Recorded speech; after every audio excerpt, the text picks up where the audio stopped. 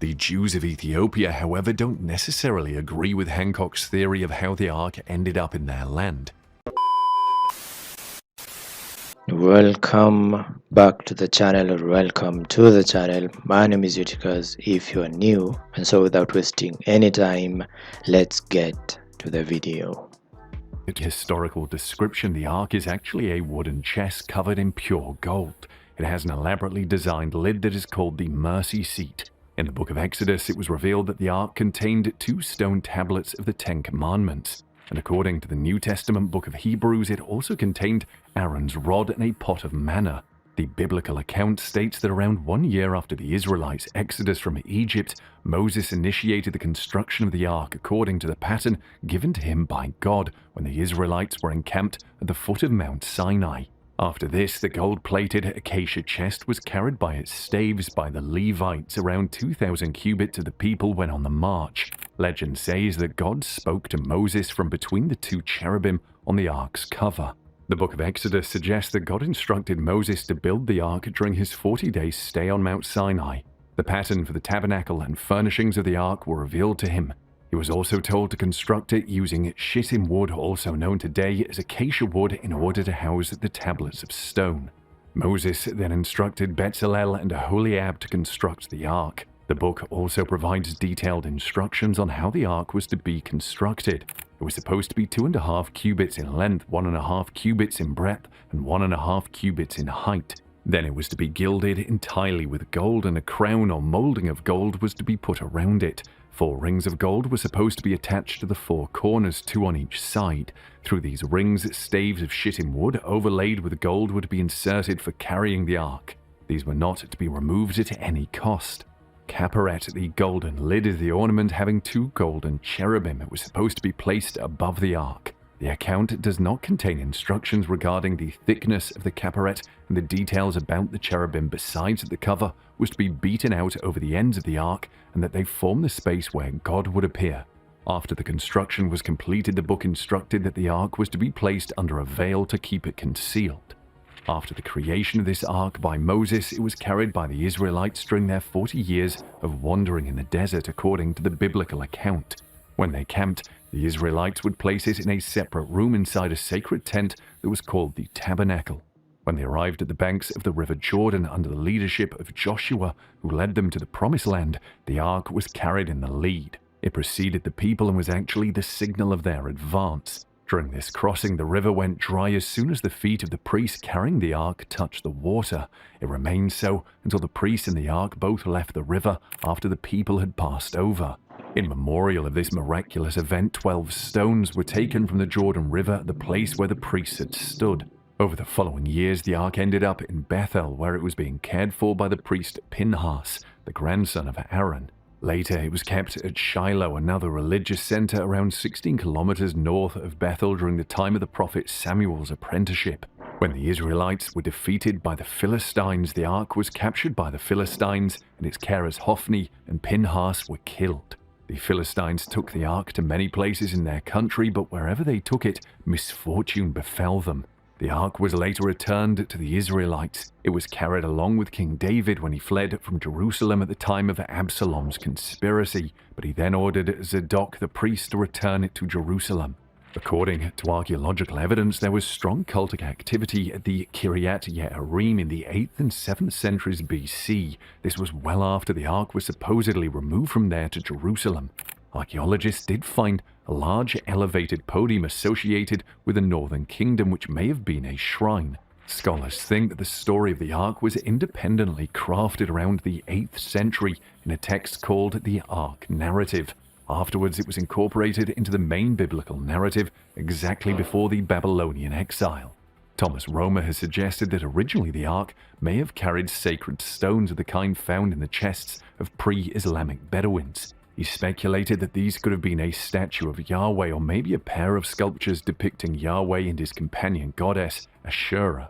On the other hand, Scott Nogle argued that the parallels between the Ark and these practices still remain unconvincing, partially because the Bedouin objects tend to lack the finesse, structure, function, and mode of transportation of the Ark. Nogel thinks that the ancient Egyptians were known for placing written covenants beneath the feet of statues, which is further parallel to the placement of the covenantal tablets inside the ark. Since the ark disappeared from the biblical narrative, there have been several claims about its possession and discovery. Various historians, scholars, and archaeologists have suggested its possible location. One of the more popular theories was presented by the distinguished British writer Graham Bruce Hancock. He is known for promoting pseudo-scientific theories involving numerous ancient civilizations and lost lands. Hancock is known for speculating that the Ice Age civilization was destroyed in a cataclysm. However, the survivors from that time passed their knowledge to hunter-gatherers, who in turn gave rise to the earliest known civilizations such as ancient Egypt, Mesopotamia, and Mesoamerica. He also conducted extensive research on Africa for The Economist. And after his tenure in the African continent, Graham Hancock came forward with the assertion that he may have discovered the exact location of the Ark of the Covenant. In one of the most famous books authored by Graham, The Sign and Seal, The Quest of the Lost Ark of the Covenant, he documented that during the reign of Manasseh, the Ark was removed from Solomon's temple. It was allegedly transported to Elephantine Island along the Nile, and eventually was placed in the Church of St. Mary Zion in the small town of Axum in Ethiopia. Yeah, before we continue, I think I've read a part of the Bible that says if you are not ordained by God or chosen, you are unable to touch the covenant. Am I right or am I wrong? So if that's the case, then why were all these people able to? Hancock claims that the Ark still exists in that town today.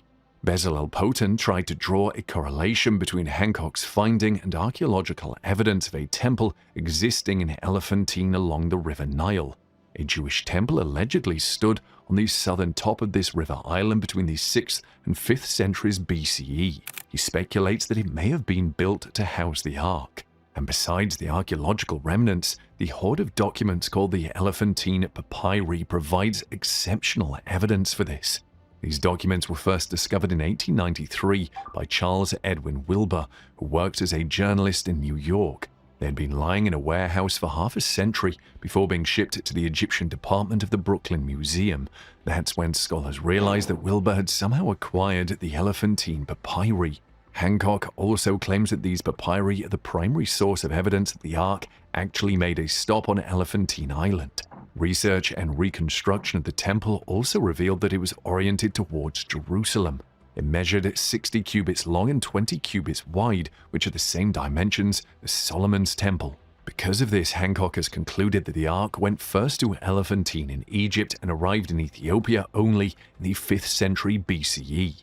Hancock's theory about the Ark's existence at the Temple of Elephantine may have some loopholes and has also been critiqued by many scholars, but the British journalists claim that it's currently present in Ethiopia has received approval from numerous schools of thought. Hancock firmly believes that the Ark doesn't rest beneath the Temple Mount in Israel, and his theory isn't new. In fact, documentary evidence has indicated that the Templars located the Ark in Ethiopia but were not able to return it to Jerusalem. The Jews of Ethiopia, however, don't necessarily agree with Hancock's theory of how the Ark ended up in their land. They definitely attest the Ark is in their presence, however, according to them, it arrived during the reign of King Solomon. Whereas Hancock proposed that the Ark arrived in Ethiopia out of a crisis during King Manasseh's reign. The Ethiopian manuscript Kebra Nagast, which when translated means the glory of kings, says the Queen of Sheba seduced Solomon and later bore him a son named Menelik, who was educated by his father in Jerusalem. Upon reaching adulthood, Menelik left to rejoin his mother and took the Ark with him. The Kebra Nagast narrates how the real Ark of the Covenant was brought to Ethiopia by Menelik with divine assistance, while a forgery was left behind in the temple in Jerusalem. However, Hancock has discounted this theory as he believes that the Ark arrived in Ethiopia nearly 500 years after the Queen of Sheba's famous visit to Jerusalem. However, archaeologist John Holliday from the University of Toronto has called Hancock's theory garbage and hogwash. Another former professor of Ethiopian studies at the University of London, Edward Uhlendorf, also stated that he wasted a lot of time reading Hancock's book.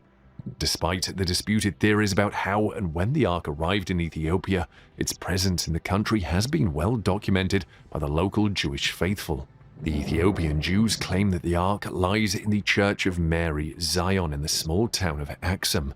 This claim is also one of the sources behind Hancock's findings. According to legend, the Ark is guarded by a monk who devoted his life to the task. It is off limits to all persons, including the kings and bishops.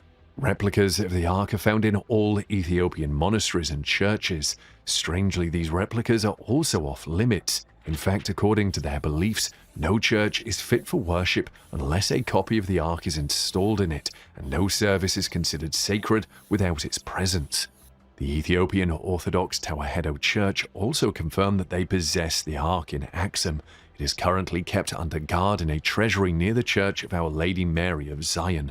Replicas of tablets within the Ark, called tabots, are also kept in every Ethiopian Orthodox Tawahedo church. In June 2009, the Patriarch of the Orthodox Church of Ethiopia, Abun Paulos, said that he would announce the unveiling of the Ark of the Covenant to the world on the next day. He also said that it had been kept safe and secure in the Axum Church. However, the following day he announced his decision to not reveal the Ark after all, but he said that he could attest to its current status. Someone is always finding the Ark of the Covenant. It reminds me of that one story, or those many stories about people finding finding Noah's Ark. It's always somewhere. It's always on some mountain or some temple or in some hidden location. But no one can truly prove that they have. You know, there are a lot of theories from a lot of different people. But when it comes to this Ark of the Covenant, I think the general consensus is that it's in Ethiopia, basically. Yeah, but there are a lot of people who disagree, and I have heard a lot of stories about people finding the Ark, and they all seem fishy. And even if you did see something that resembled the Ark, there's no way of you proving that it's the real one. I mean, day to day, it's very easy to make your own version, But these are one of those things that you can never say for certain. Like that one cloth that people are saying belonged to Jesus when he died. The one people try to draw and try to figure out what Jesus looked like when he was alive. Yeah, it's similar to that, but I think for most people, when it comes to these stories, it's more for fun, for the thrill, for the excitement of finding something new and unique. I think mostly from historians and archaeologists. Like, everyone wants to be known for finding something that has been hidden for a very long time. But yeah, this video was interesting nonetheless. It's interesting to see what people are saying out there when it comes to these so-called discoveries and stories. But yeah, what do you think? Do you think that the Ark of the Covenant is in Ethiopia, or do you think it's somewhere else? Personally, I don't know. You can't really prove it. But anyway, I'll leave down the link to this original video. You can go check them out. Yeah, this channel has a lot of interesting videos. Yeah, and thank you for watching, and see you amazing people in the next video.